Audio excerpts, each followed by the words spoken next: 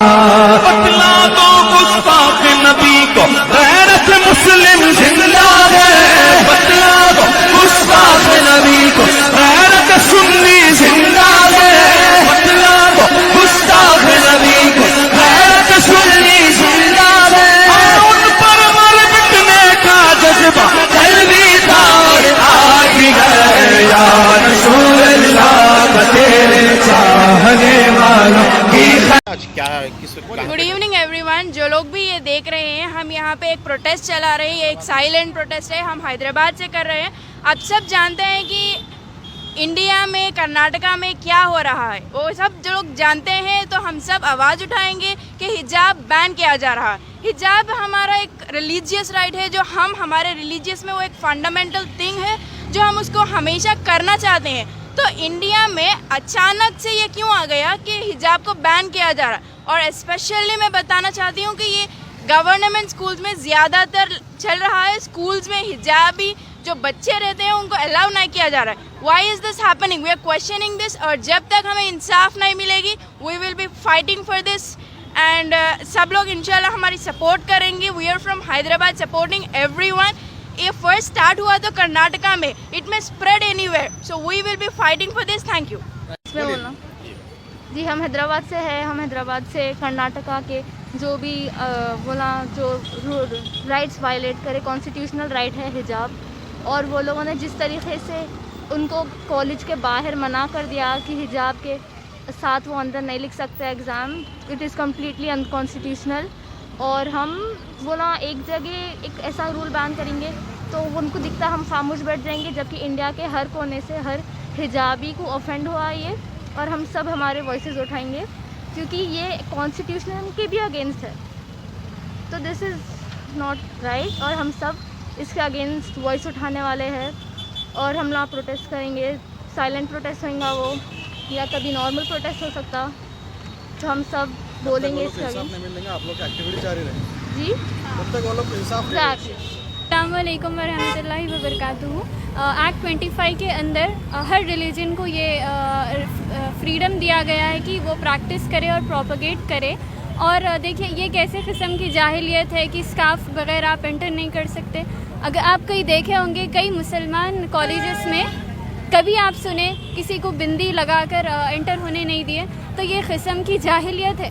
Scarf पहन के हम जब सिक्योर फील करते हैं तो आप कौन है हमको रोकने वाले हिजाब से? ये हमारा राइट है, ये हमारे खुदा ने हमको नवाजा है, हम इसको कभी छोड़ नहीं सकते। ये हमारा हक है और हम इसके लिए लड़ेंगे। और जो कोई भी बहनें मेरी बात सुन रही हैं तो वो भी अब प्लीज़ उठिए, लड़िए। अगर हम उनके लिए नहीं लड़े तो कोई हमारे लिए नहीं लड़ेगा। हमारे बहन कर्नाटक में जो बहनें जिनके राइट्स वायलेट हो रहे हैं उनके लिए आवाज़ उठा रहे हैं।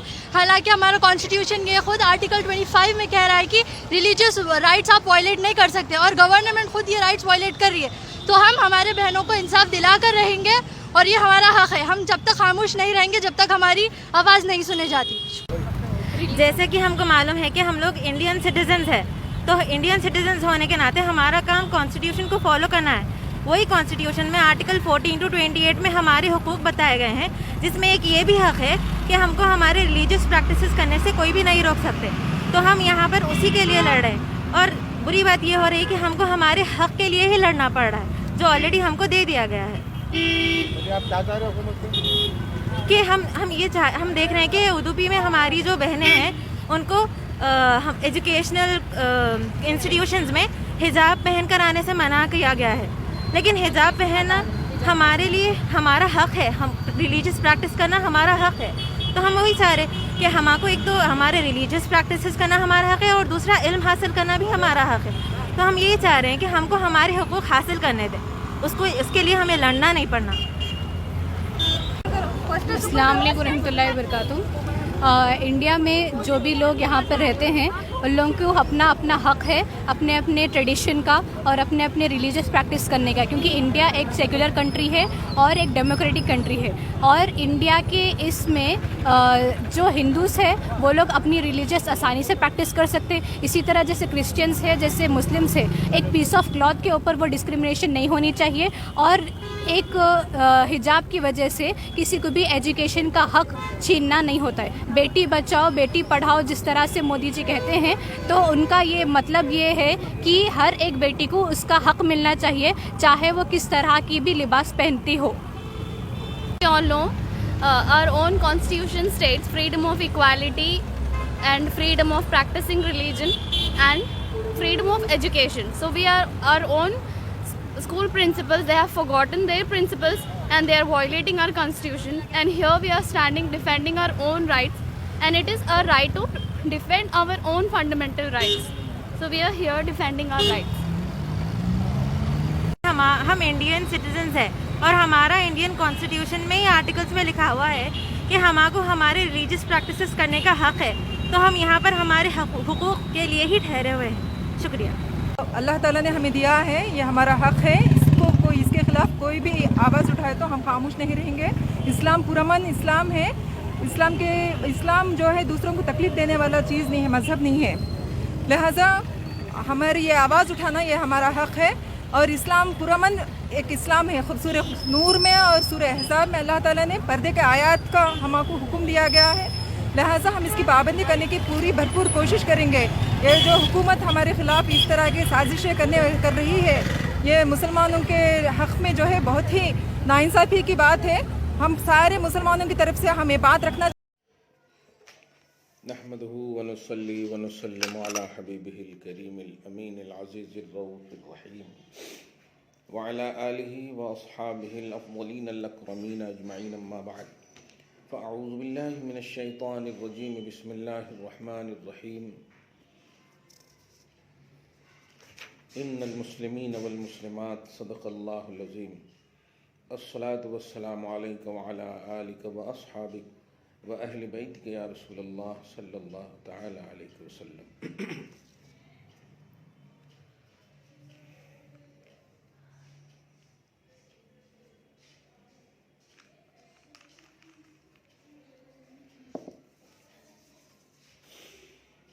दरस जिलानी का ये वक्त है, 2 दिन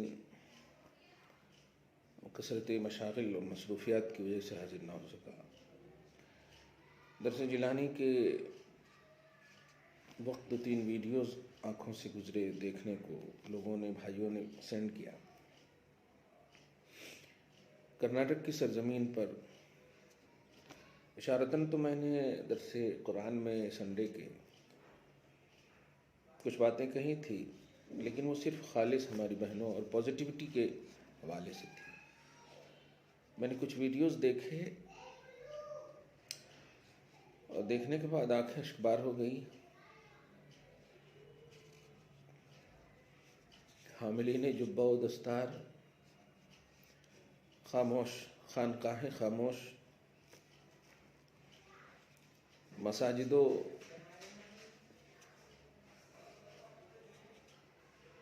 मकाबिर के ट्रस्टी खामोश, बड़ी बड़ी दरगाहों पर लोगों का एतमाद जीतने वाले खामोश। कर्नाटक की बेटियां अकेले लड़ रही हैं।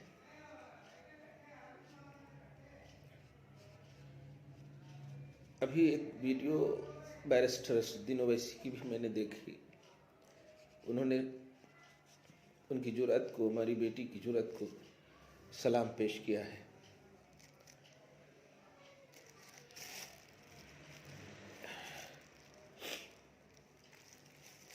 मैं असदुद्दीन ओवैसी साहब का तहे दिल से शुक्रगुजार हूँ।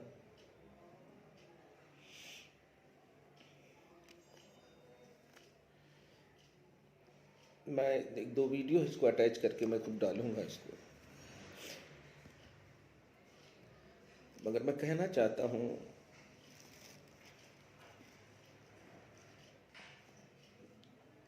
क्या यही दौर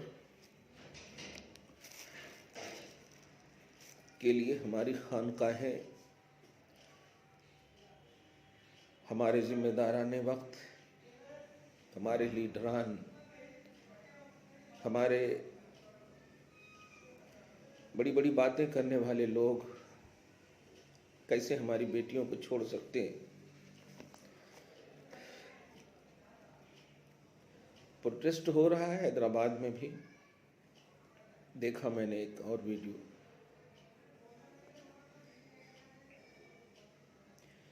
मैं अपनी जिम्मेदारी बहैसियत मुस्लिम और इस्लामी स्कॉलर सबसे पहले उन बहनों और बेटियों के लिए दुआ करता हूँ, अल्लाह ताला उनकी मदद फरमाए, उन सब की मदद फरमाए, उनकी इज़्ज़त व आबरू की हिफाजत फरमाए, उनके घर बार अल औलाद अक़रबा आइज़ा वालिदैन की हिफाजत फरमाए और इन अशरार शरपसंदों और बदबख्तों और ज़ालिमों को कैफ़र किरदार तक पहुँचाए।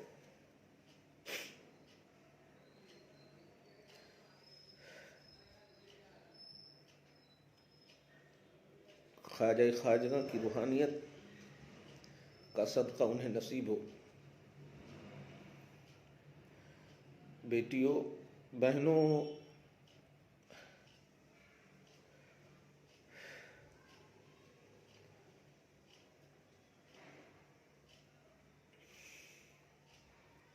हम शर्मिंदा हैं,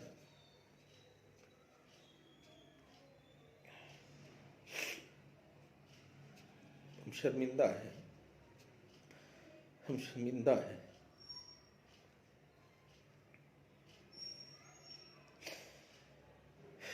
मुझे सूरह अहज़ाब सूरह नंबर 33 की आयत नंबर 35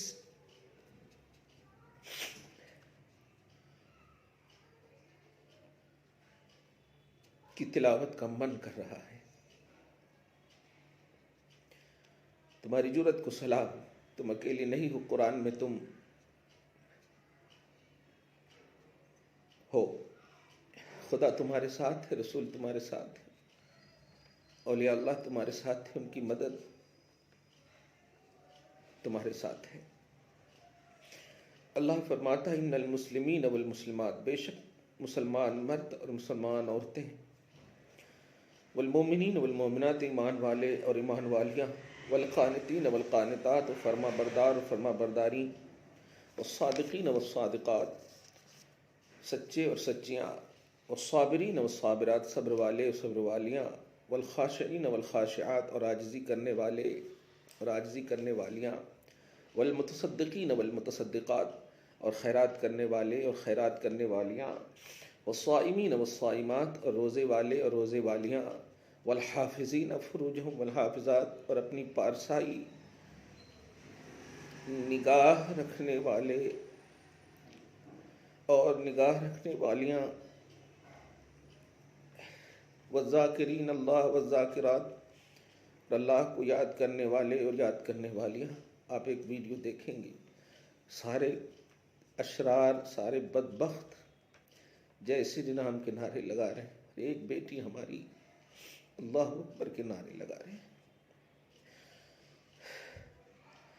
बेटी, तुम्हें किसी ने मुबारकबादी नहीं दी होगी, लेकिन कुरान की जानिब से मुबारकबादी सुनो।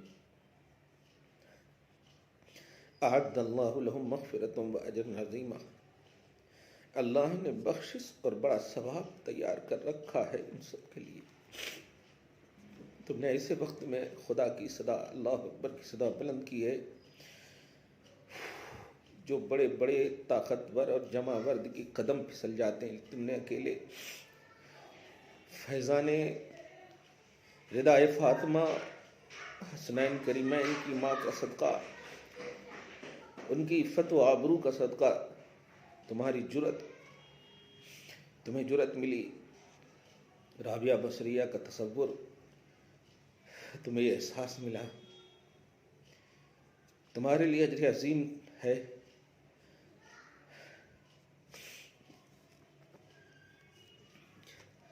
मगर मैं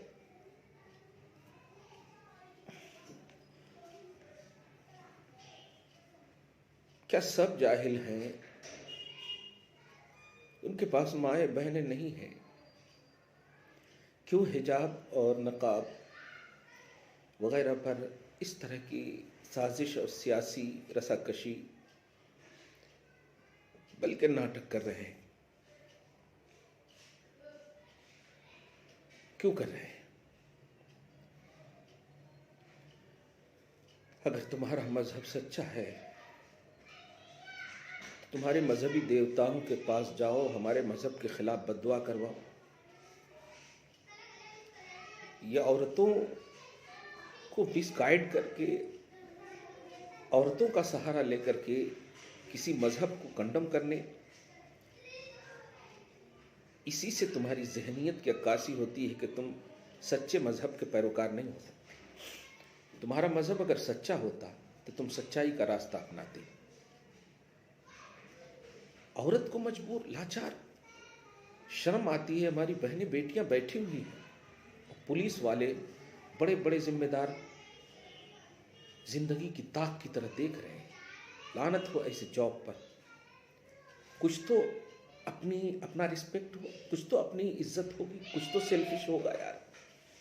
कभी तो सोच लो कि तुम्हारे घर में भी बेटी और बहन है। इज्जत तो सबके पास इज्जत है, चाहे नकाब लगाए या न लगाए।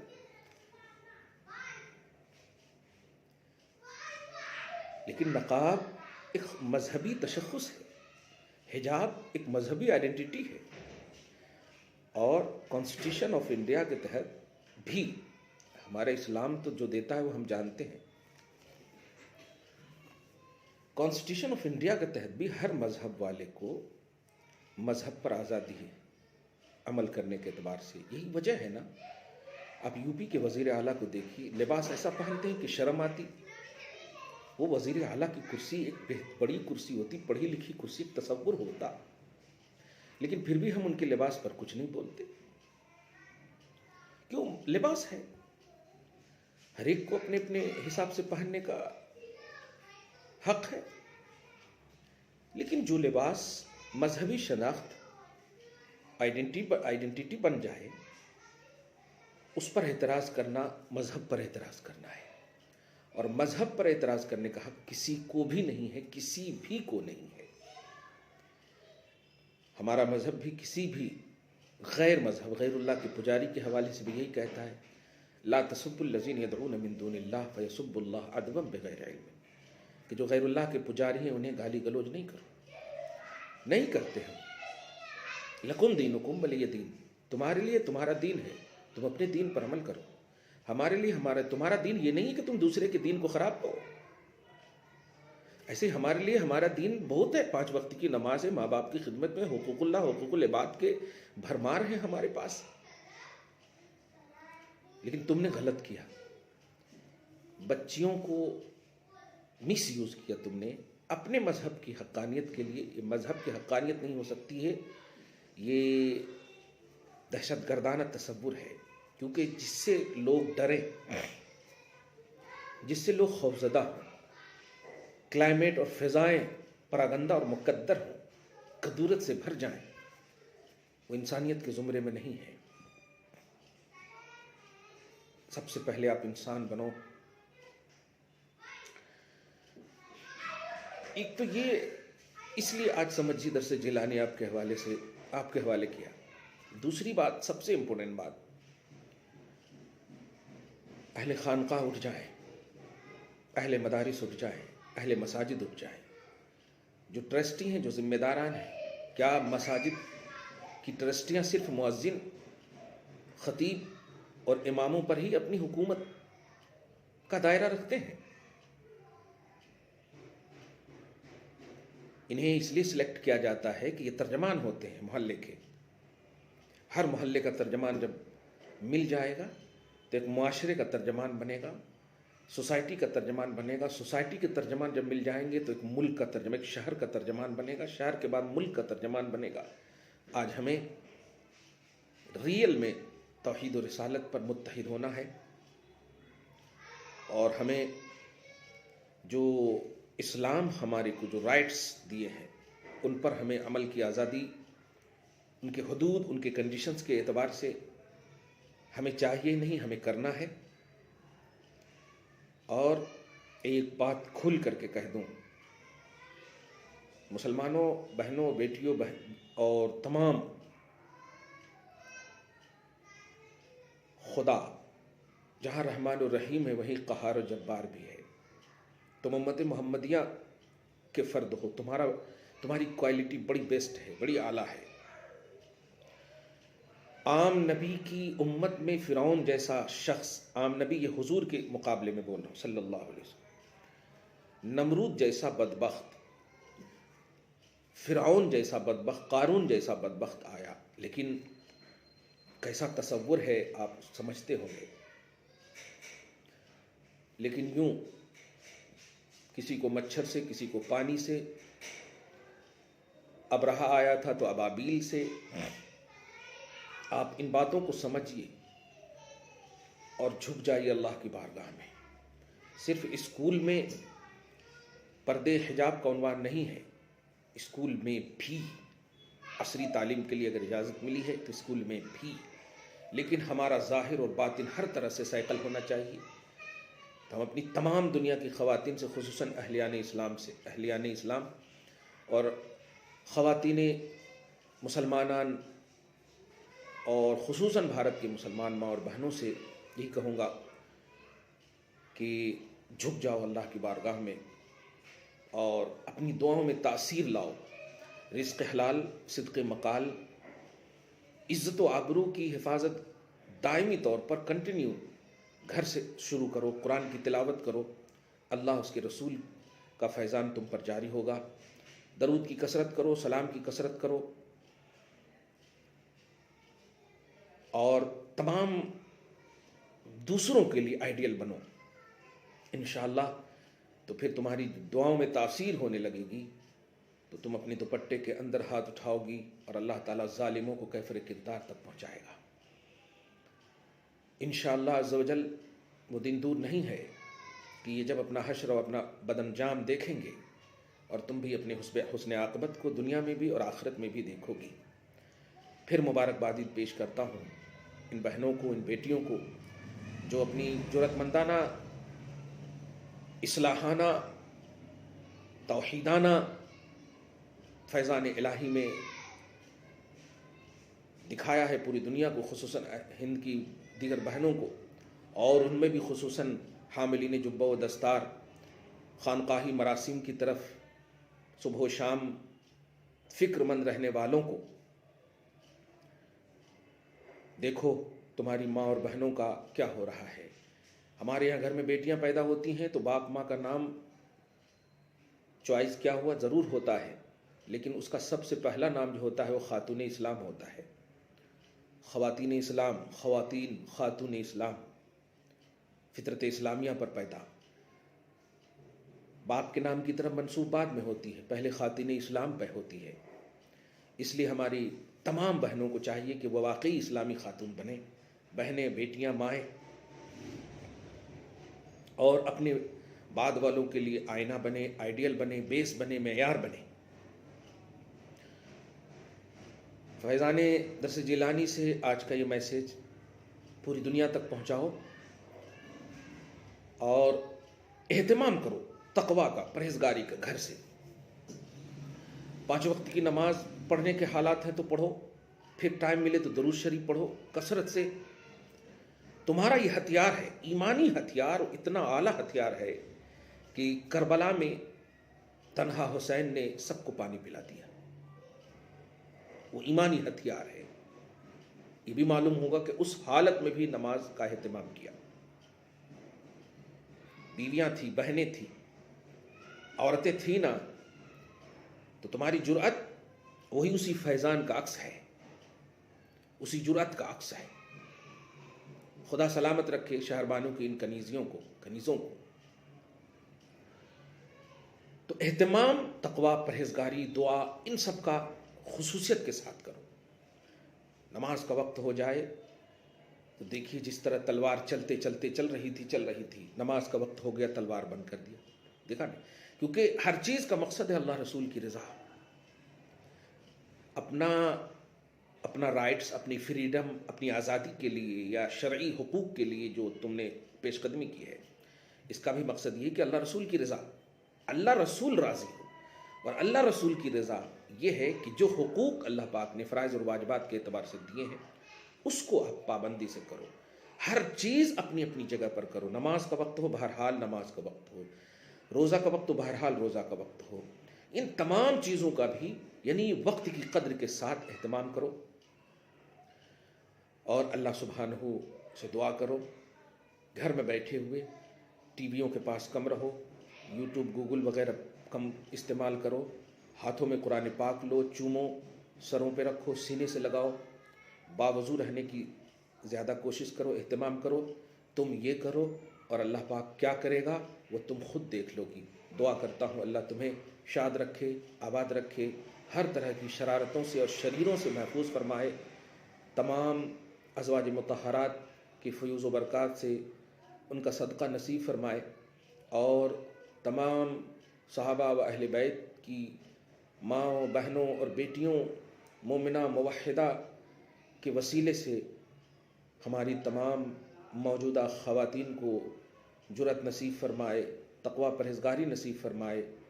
या अल्लाह हमारी इन बेटियों को, हमारी इन बहनों को महफूज फरमा, इनके इज़्ज़त व आबरू की हिफाजत फरमा या अल्लाह, और ज़ालिमों को कैफ़र किरदार तक पहुँचा। व सल्लल्लाहु तआला अला खैर खल्क़िही मुहम्मद व आलिही व अस्हाबिही अजमईन बिरहमतिका या अरहमर राहिमीन वल्हम्दुलिल्लाहि रब्बिल आलमीन।